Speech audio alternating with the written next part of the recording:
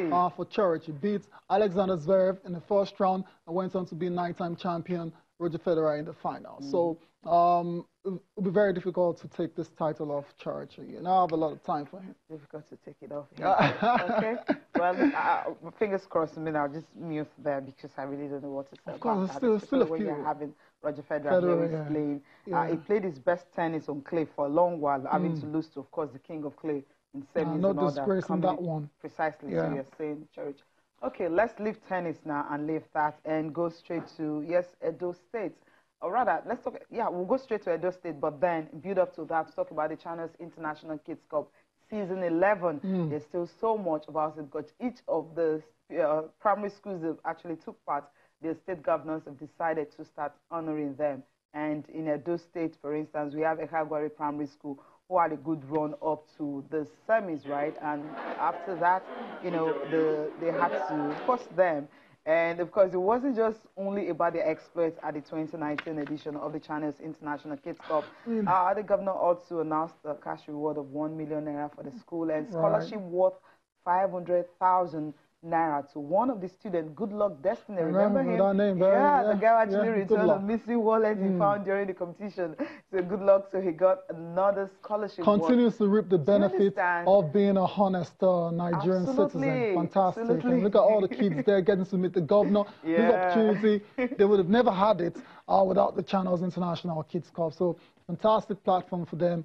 And it is quite laudable what the governor has done there, you know, giving the school money and then scholarship for Good Luck Destiny. It's just amazing all round. I'm sure the parents will be smiling now and just be thanking China's Kids Cup for having to bring up this boy and all that. I think it's all about integrity and all that, honesty, and seeing something and just bringing in not just reward for playing football also, but for his integrity and also honesty. But the fallout of this one is also the fact that the governor also talked about the fact they will be having competitions among primary schools in the state. So this is a huge step for most of the pupils in the primary schools, of course, across Edo State. Let's hear from the governor now, talking about this reward and also development of sports in the state. Government is going to continue to encourage you. Particularly your school. I will find time to come and inspect and see whether, if you have enough grounds, we can now build a proper football pitch for you in your school.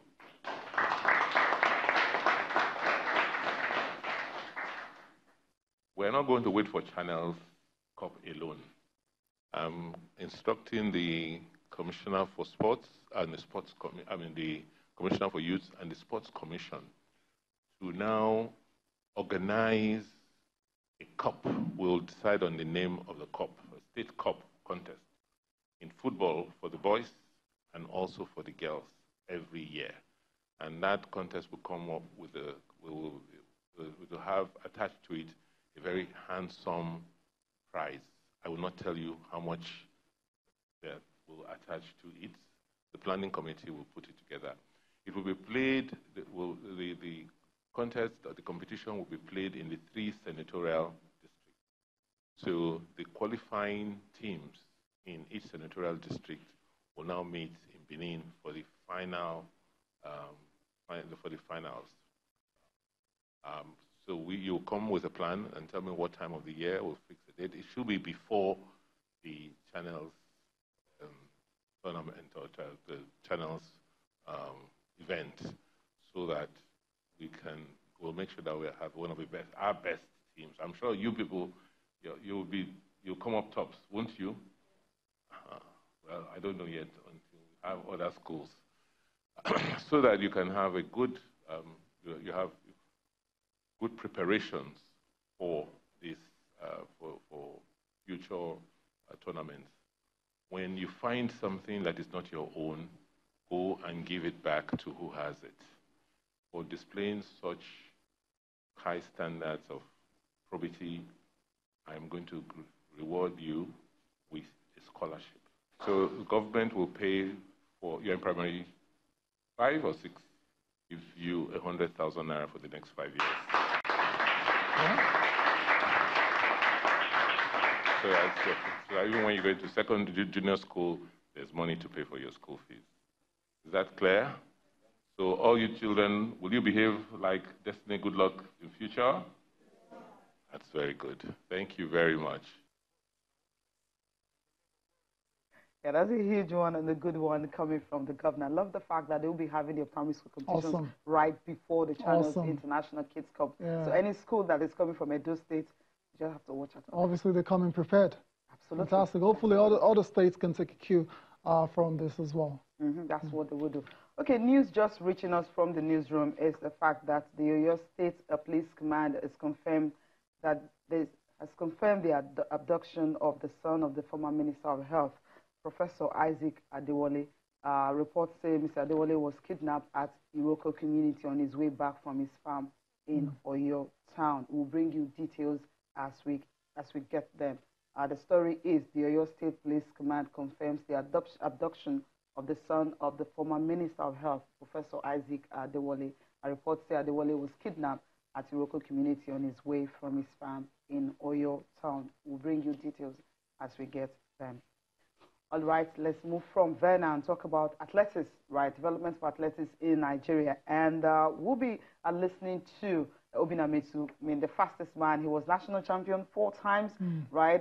200 meters, also 100 meters. There was a time you feel, okay, this is the only man we have in Nigeria talking about athletics and all the time. Yeah, I mean, Obina has been there, done it. You caught up with him at the MOC Grand Prix over the weekend. He's got some very interesting things to say on the development of athletics in Nigeria. What needs to be done by the authorities to take the sport to the next level? Well, in my little opinion, I would say if it is possible, if there will be any conference between the commissioners of sports in various states with the sports minister, if they can come up with the idea that each state should be having athletics meeting, like competition, every year, that would help. Because I think it takes a peanut for a state to host a competition. If individual can do it, like an MOC, it's just a company, I think a state can do it. It's not all about hosting a national sports festival. We are not expecting them to do much. We just want them to, have us in their agenda. I think if they make, provisions for that, I think that would help. Because I think that is the only way, we can try to see if we can rehabilitate, sports, bring it back to life again, because it's dying. During my own time, the thing people were saying that the track and field was going down, but honestly, I don't know what people can say right now. Standard is not easy because every year IF keeps moving the standard from 10-1 to 10-0. It's not easy to achieve. Then it's not easy to achieve with those that have the platform of athletics, having competition. In fact, they stand a chance to choose the one they will go.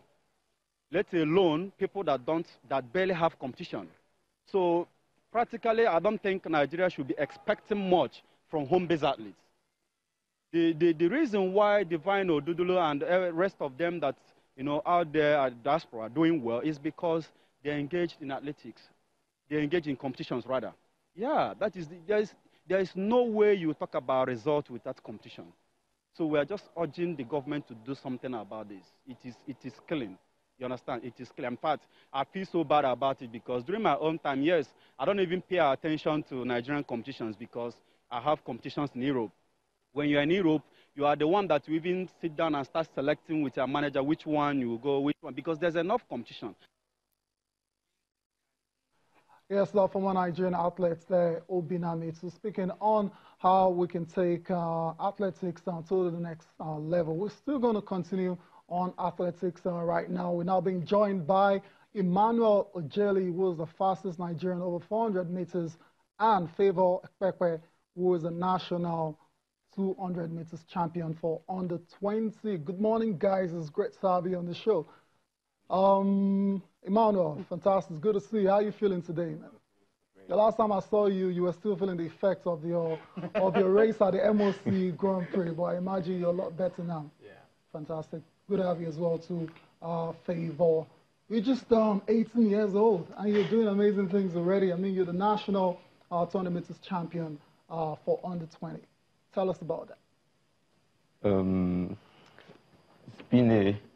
It's been a great journey. I mean, nothing compares and having a great coach who tells you you're ready for this, and you go out there and you just do what he says. So it's been a great process. It's been a great journey for me. I mean, not a lot of people has achieved what I have today, and I'm glad and I'm proud of it. Fantastic. I mean, you won the title for the 200 meters junior title. That was in Ilaro in March. Your time was 21.44 seconds. Yeah, yes. All right. Tell us about that race. That race, although I did the 100, but not making to the final, I wasn't too confident about going to the 200. But then my coach was always by me. He was like, come on, just don't allow the 100 affect you. Just go there and do your thing. Even though I know I'm stronger in the 200, but not making it to the finals of the 100 meter, I just lost that confidence. But after I finished talking to me, I just went there, did my thing, so relaxed in the race, and it all came out well. Okay, I mean, you just talked about the one in Ilaro, which was in March. Now, let's talk about the one where you represented Nigeria for the first time at the African Under-20 Championships in April. I mean, you easily won your heat in 200 meters in 21.82 seconds. I mean, you were third in the semifinals, 21.42 seconds, and finished fifth in the final, you know, having a kind of, was it personal best? And yes. That one in the final. Yes. So what was it like, your experience right there in Abidjan?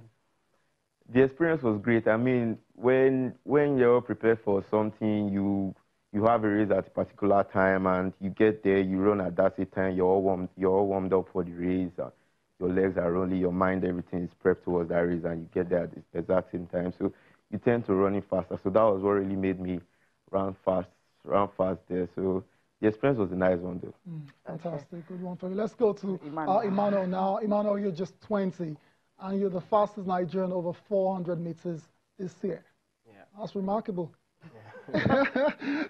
Tell us about that race. I was at the Gaborone International meet in Botswana. Yeah. Well, a couple of weeks ago, couple of months ago, you know, my coach just told me that I have to work hard for me to get there. So I just talked to myself and see, you have to work hard and everything will fall in place. I said, okay, this is what will happen.